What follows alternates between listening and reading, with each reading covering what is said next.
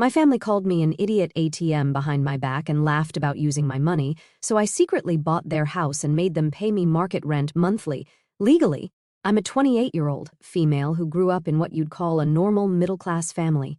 We weren't poor or anything, but my parents were always complaining about bills and how expensive everything was. They'd make these comments like, "Must be nice to have extra money," whenever we'd see people with nice stuff. I kind of grew up thinking being rich was this impossible dream. But then I got lucky, I guess. During college, I started this small online business selling custom phone cases with my designs. Nothing special at first, just trying to make some extra money between classes. But then some influencer randomly shared one of my designs, and overnight, my little store blew up. Like, really blew up. By the time I was 25, I was making more money than my dad, who'd been working the same office job for like 20 years. It was weird at first, like I didn't know what to do with all the money coming in. My parents always taught me to be responsible with money, so I wasn't out buying designer stuff or fancy cars. At first, it just felt good to help out my family. My parents' house needed a new roof, like $8,000, and I was like, I got this. The look on their faces was amazing. My dad almost cried. Then my sister's car broke down and needed like $2,500 in repairs. I paid for that too. Then my brother got laid off and couldn't make rent, so I covered him for just a few months, which turned into like a year and a half. LOL. Pretty soon, it became the new normal that I would pay for everything. Every time we went out to eat as a family, everyone just assumed I'd get the bill. Christmas came around, and they expected me to buy amazing gifts while they gave me $20 gift cards to Starbucks. When my parents almost lost their house because they were behind on mortgage payments, I helped them refinance and started sending them money every month to help out.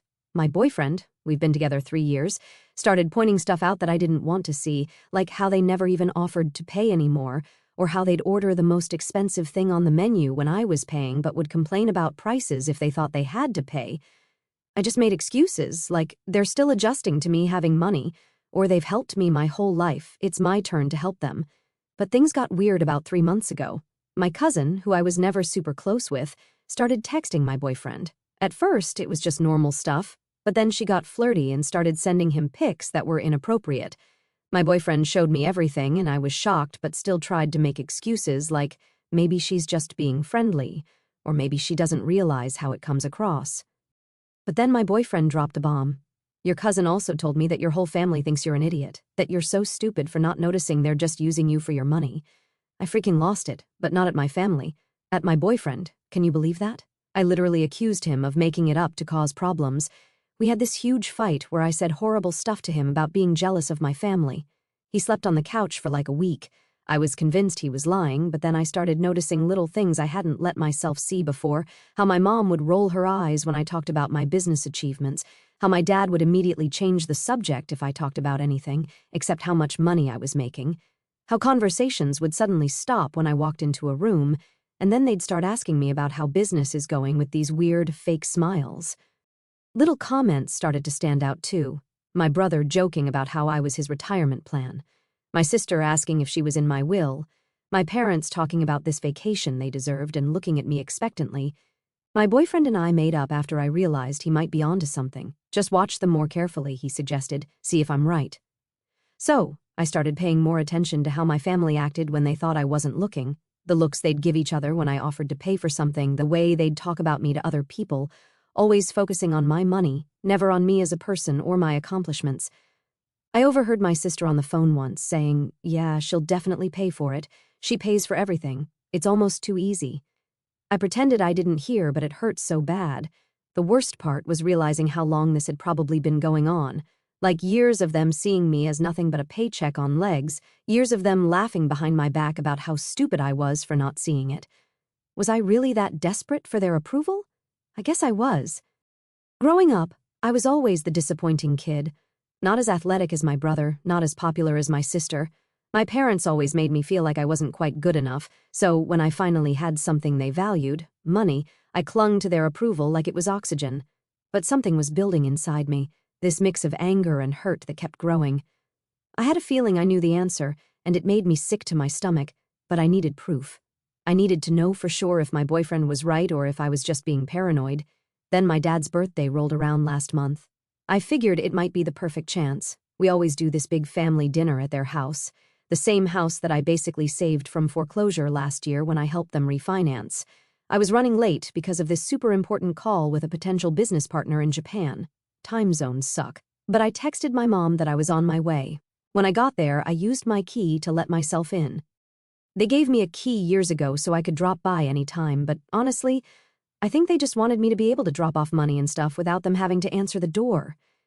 Anyway, I could hear everyone in the dining room laughing really loud. I was about to walk in and say hi when I heard my dad say my name. "She'll pay for it," he was saying. "She always does. Just tell her we need it for the plumbing or something." Everyone started laughing again. "God, she's so easy to manipulate," my sister said. I literally froze right there in the hallway like my feet wouldn't move. My heart was pounding so hard I swear they could have heard it from the dining room. You know what's crazy? That was my cousin, the same one who tried to hit on my boyfriend. She actually thinks we respect her, like having money makes up for being such an idiot. She's so stupid for not noticing, my brother added, and I could practically hear him rolling his eyes. "We've been doing this for years. We'll keep her clueless," my mom said. And this was the worst part because she always pretended to be so supportive of me. As long as she signs checks, who cares? She's too much of an idiot to ever figure it out. Then they all started laughing again, not just little chuckles, but full-on cackling. They were literally laughing at how stupid they thought I was, my own freaking family. I couldn't breathe. Like, seriously, I felt like someone had just punched me in the chest. I was shaking, and I could feel tears coming, but I was also so angry I wanted to scream. I wanted to storm in there and confront all of them, flip the table over like in those Instagram memes. But then I had this weird moment of clarity. If I confronted them, they'd just apologize, make up excuses, tell me they didn't mean it, and then in a few weeks, things would go back to normal. They'd be more careful about what they said around me, but nothing would really change. So instead, I quietly backed up, went outside, and called my boyfriend. "You were right," I whispered, trying not to cry too loud in case they could hear me outside. "About everything. They're using me. They think I'm an idiot." He didn't say, "I told you so," which is one of the reasons I love him. He just said, "I'm sorry. What do you want to do?" I thought about it for a second, trying to get my brain to work through all the emotions. I have an idea, but I need time to set it up. "Can you call my mom and tell her I got held up at work and can't make dinner?" He did, made up some story about how I had an emergency with a big client. My mom called me later, all concerned, asking if everything was okay with my business. Now I could hear the fake concern in her voice. She wasn't worried about me, she was worried about her meal ticket having problems. For the next 2 weeks, I put on the performance of my life. I pretended nothing had changed. I smiled through Sunday lunch, answered my sister's texts asking for money for car insurance. Yeah, right. Listened to my brother's sob story about needing first and last month's rent for a new apartment because his roommate unexpectedly moved out. Probably got sick of my brother not paying his share of rent. I kept playing the role of the clueless cash cow, but inside, I was seething. Every fake smile, every love you too at the end of a call, every time I had to pretend I didn't know what they really thought of me. It was like swallowing poison. But I had a plan. For me, the whole time, I was making notes of all the financial stuff I was handling for my family, my parents' mortgage, $1,600 a month. I was paying $800, my sister's car insurance, $300 a month, probably going straight to her vacation fund, my brother's temporary rent help, $1,200 a month, going on 18 months now. Family dinners averaging about $500 a week. Random emergencies averaging maybe $1,000 a month. That's over $5,000 a month I was handing over to people who were literally laughing at me behind my back. And the thing is, none of them needed my money. My parents both had decent jobs. My sister was always posting on Instagram about her shopping sprees but claimed she couldn't afford her car insurance. My brother was constantly buying new gaming equipment but couldn't pay his rent. They weren't poor, they were just greedy. And I was their golden goose. The hardest part was keeping up the act around my boyfriend. He knew I was upset, but I didn't tell him about my plan yet. I was afraid he might try to talk me out of it or think it was too extreme. But the more I thought about what they'd said, the more certain I became that I needed to do something dramatic. Every time I started to feel guilty about what I was planning, I'd remember their laughter, their mockery, the years of manipulation. I've always been a planner. It's why my business succeeded. I never make impulsive decisions. I analyze, strategize, and then execute. And that's exactly what I was going to do with my family. They thought I was stupid? Fine, I'd play stupid, but I'd be the one laughing in the end. I spent those 2 weeks doing research online, making calls to professionals, gathering documents. I had to be careful. I didn't want anyone in my family to suspect anything was up. I even continued to transfer money to them as usual, knowing it would be the last time. The foundation of my plan centered on one key fact: my parents' house. The house they almost lost before I stepped in, the house they could still lose if I stopped helping them with the mortgage. But just stopping payments didn't give me enough satisfaction. It was too expected. I wanted something with more impact. My boyfriend could tell something was up. "You're quiet lately," he said one night while we were watching TV. "Still thinking about what they said?" "Just processing," I told him. It wasn't completely a lie. "Whatever you decide to do, I'm with you," he said, squeezing my hand. "Those people don't deserve you." In that moment, I realized what real support feels like. Not the fake encouragement my family gave me when they wanted something, but genuine, "I've got your back" support. It made me even more determined to go through with my plan. But what my family didn't know was that when I paid off my parents' second mortgage, they were actually just 3 months away from foreclosure. Their finances were a complete disaster. They'd taken out way too many loans, trying to keep up with their richer friends and neighbors. Classic, keeping up with the Joneses situation.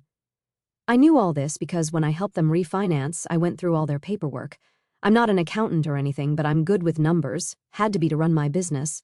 So I knew exactly how much they owed, who they owed it to, and how bad their credit scores were. So I called my business attorney. I've had the same lawyer since I started my company, and she's awesome. I explained the situation, minus the emotional stuff, and asked about the legality of what I wanted to do. She gave me some advice and connected me with a real estate attorney. Turns out, when you have good credit and actual cash on hand, banks are super willing to work with you, like they practically trip over themselves to help. I contacted my parents' mortgage company and made them an offer. I'd buy the house outright in cash for the remaining balance of the mortgage. This was actually a really good deal for the bank. They got all their money without having to worry about my parents defaulting again. And since my parents hadn't actually paid off much of the principal, they'd mostly been paying interest. It was kind of a steal for me. The house was worth way more than what was left on the mortgage. The bank said yes so fast it was almost funny. We did the paperwork quickly and quietly. I didn't want my parents to find out, not yet, anyway. I created an LLC to buy the house. This way, my name wouldn't be directly on any paperwork they might see. Within 10 days, I was the legal owner of my parents' house. They had no idea. At the same time, I went through all my accounts and credit cards, removing my family members as authorized users. I had added them years ago to help build their credit. LOL, what a joke. I canceled the automatic transfers I'd set up for my brother's temporary rent help, going on 18 months now. I changed all my passwords, my online banking info, everything. I even opened a new bank account at a different bank for my main funds. Then came the tricky part. I didn't want to just cut them off abruptly, that would be too obvious. Instead, I started what I called Operation Confusion, basically gaslighting the gaslighters. For my sister's credit card payments, I set up technical glitches. I'd text her stuff like, "Sorry, the bank said there was an error with the transfer. I'll try again tomorrow." Then tomorrow would come with another excuse. "That's weird. It's still not going through. Let me call them on Monday." I kept stringing her along, making her think it was just technical difficulties. For my brother's rent money, I told him I switched banks, and the transfers were taking longer than expected. "Don't worry," I assured him, "it'll be there soon." Obviously a lie. But my masterpiece was the plan for my parents' mortgage. About 2 weeks after I bought their house, I had my lawyer send them an official-looking letter saying their mortgage had been sold, which was technically true. The letter explained that all future payments should be made to Wellington Properties and included a bill for the first month's payment, due in full in 10 days. I made sure I was having coffee with my mom when the letter arrived. She opened it while we were sitting at her kitchen table. My kitchen table now, but she didn't know that yet. "What's this?" she said, staring at the letter. Her face went all pale and panicky as she read it.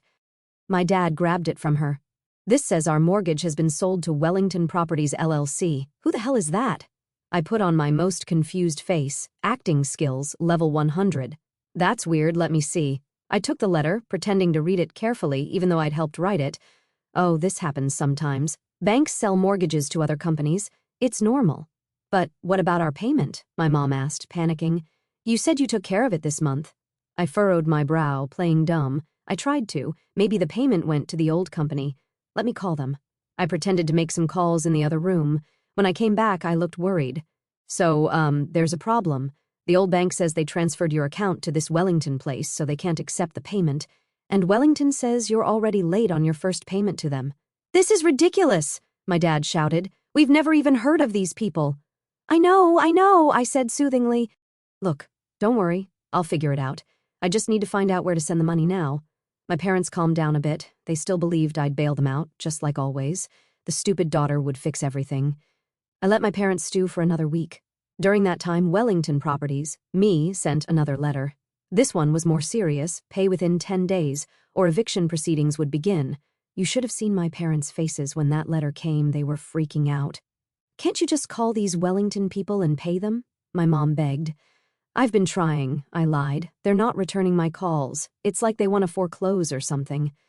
My dad punched a wall, actually made a hole in the drywall. Those vultures! I suggested they try calling themselves. Of course, the number went to a very professional-sounding voicemail that I recorded, LOL, that never returned calls. I left them trying to decide what to do after I fucked up their minds. You never expect what idiots are capable of. The next day, they called a family meeting. Everyone showed up, my brother, my sister, even my cousin, the one who hit on my boyfriend. They looked worried. We're about to lose the house, my dad announced. Everyone started talking at once, panicking. What happened? How is that possible? Where will you live? My dad explained about Wellington Properties. My sister immediately looked at me. Can't you do something? Buy the house back or something? I shrugged. I don't have that kind of cash just sitting around. I'd have to sell stocks or liquidate some business assets, and that would take time. Wellington wants an answer in 24 hours. But you've always helped before, my brother said accusingly. I know and I've tried, but this is different. They want $1,800 a month for rent, and that's on top of everything else I'm already helping everyone with. The room got quiet, real quiet. For the first time, my family was facing the possibility that the gravy train might be coming to an end. Maybe, my sister started, then stopped. Maybe we could all chip in, like if everyone in the family contributed something each month. I wanted to laugh. Now they were thinking about contributing, after years of taking and taking. That's actually not a bad idea, I said, pretending to consider it. How much could each of you contribute? My sister squirmed in her seat. Well, I'm a little tight right now with my own rent and bills. My brother was more direct. I can barely cover my own place, you know that. My cousin just stared at her phone, pretending not to hear. So you want me to cover it all again? I said, letting a little edge come into my voice. Not forever, my dad jumped in, just until we figure something out. Like you figured out the mortgage? I couldn't help asking. The one I've been helping with for the past 2 years? The room got uncomfortable. My family wasn't used to me pushing back. We're family, my mom said, playing the guilt card. We've always supported each other. I had to bite my tongue to keep from saying what I really thought about their support. In the end, my parents signed the lease. They scraped together the security deposit by selling some stuff, including the expensive watch I'd bought my dad for Christmas last year. That felt good. They thought this was temporary just until they figured something out or until I came to my senses and bought the house for them. They had no idea that their landlord was sitting right across the dinner table from them. Phase 2 of my plan was complete. Now it was time for slowly cutting off the rest of the financial support without them suspecting it was intentional. For the next few weeks, I kept playing the technical difficulties card. They were getting frustrated, but they still didn't suspect what was really happening. They thought it was just a bunch of coincidences, technical glitches, banking errors. They still saw me as the reliable idiot who would eventually fix everything. I don't know how they didn't notice. God, they're so naive. Little by little, the pressure was building. My parents struggling to pay rent on a house they used to own, my sister having to actually budget her own money for once, my brother facing the possibility of having to get a real job. And through it all, I kept playing dumb. I'm trying to fix it, I'd say. The banks are being so difficult. You guys have no idea. It was so satisfying watching them squirm. And the best part? They still had no idea what was coming next. And that's where I am right now. I'm getting a little too excited to see their faces when they know the truth. I'll keep you all updated. Final update. Hey Reddit, sorry for taking a few days to update. Things have been wild over here. Thanks for all the supportive comments and messages. Some of you have been asking if my family found my posts. No, they don't know my Reddit username, thank God. And I've changed enough details that they wouldn't recognize themselves anyway. Here's what happened next. With the house situation resolved, my family started noticing all the other financial support that had mysteriously dried up. It was like watching dominoes fall one by one. My mom started dropping hints about selling my car, which was paid off to help them out. My sister suggested I take out a loan. My brother thought I should cut back on unnecessary expenses. Rich, coming from Mr. PlayStation 5. None of them ever suggested they might need to permanently change their lifestyles. They all just assumed this was temporary until I fixed things. About 2 months in, things got really tense. My family was really struggling financially for the first time in years. My parents had always made decent money, but they'd gotten used to having my extra cash to fund their keeping up with the Joneses' lifestyle. They invited me over for dinner one night. It was nothing fancy, just pasta, a far cry from the expensive steaks and seafood they used to make when I was paying. I brought my boyfriend along for moral support, and as a witness to whatever was about to go down. Halfway through dinner, my dad cleared his throat.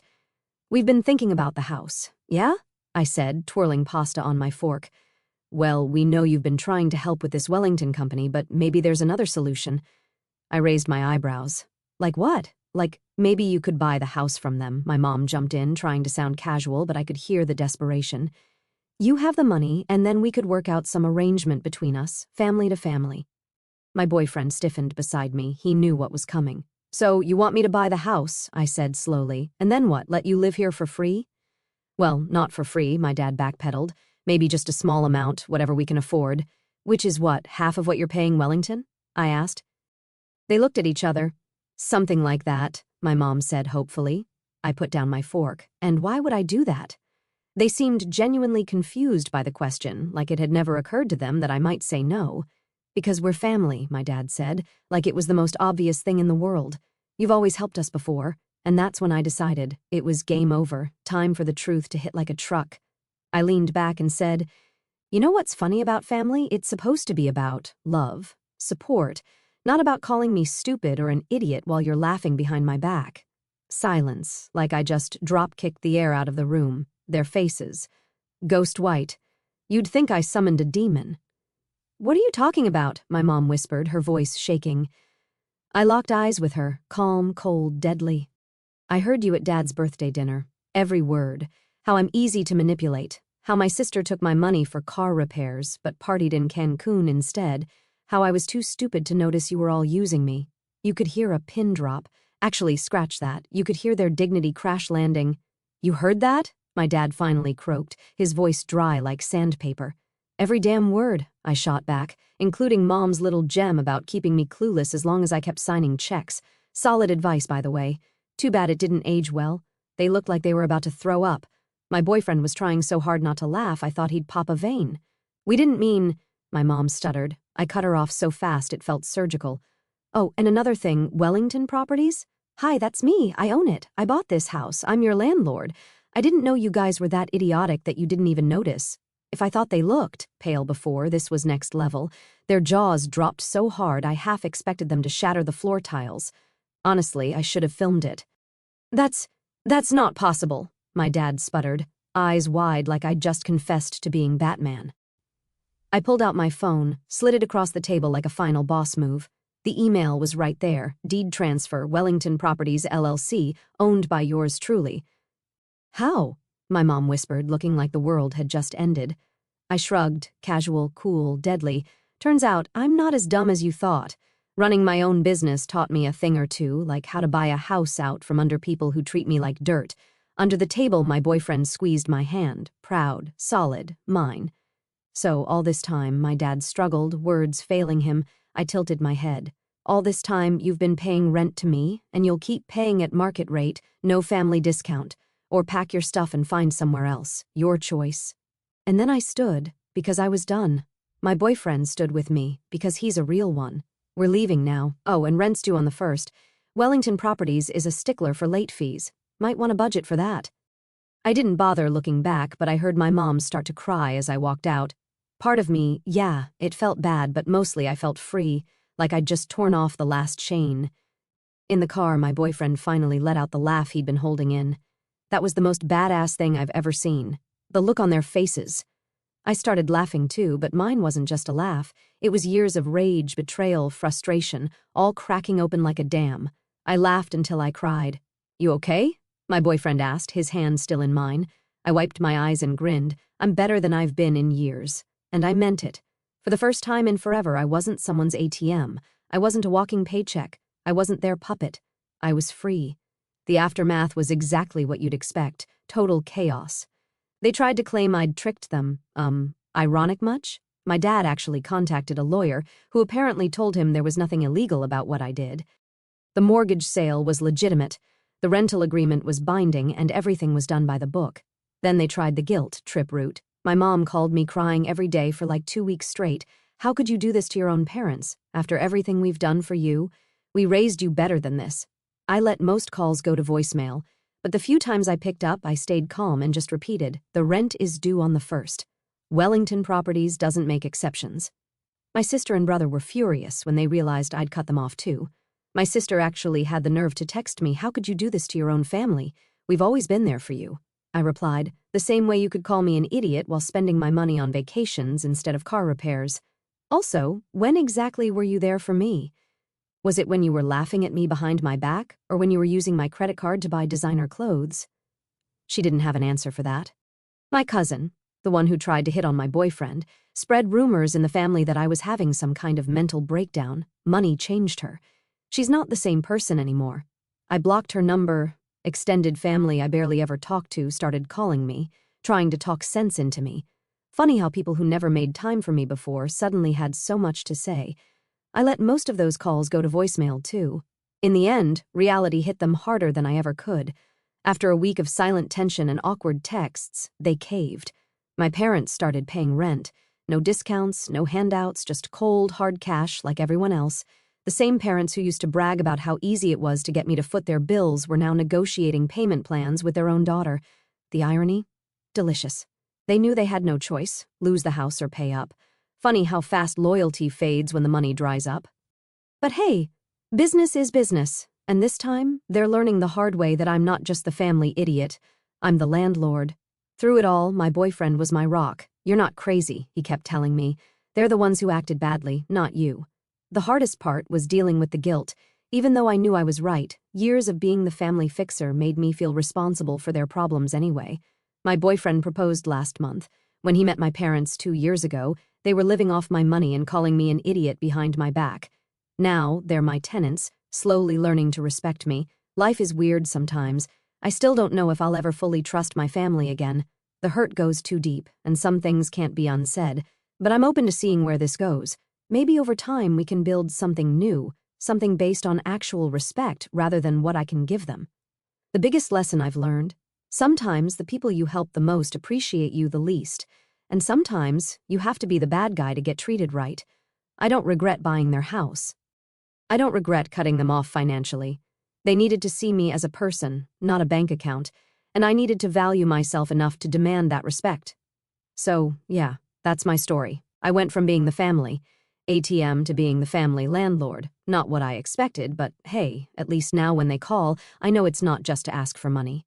Or if it is, at least they're paying my mortgage now instead of the other way around.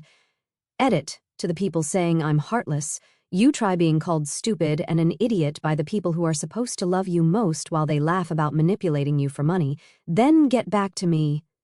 Edit 1. Yes, my boyfriend knew about my plan the whole time. No, he didn't think it was too extreme. He actually helped me come up with some of the details because he saw firsthand how they treated me for years. And yes, he's awesome.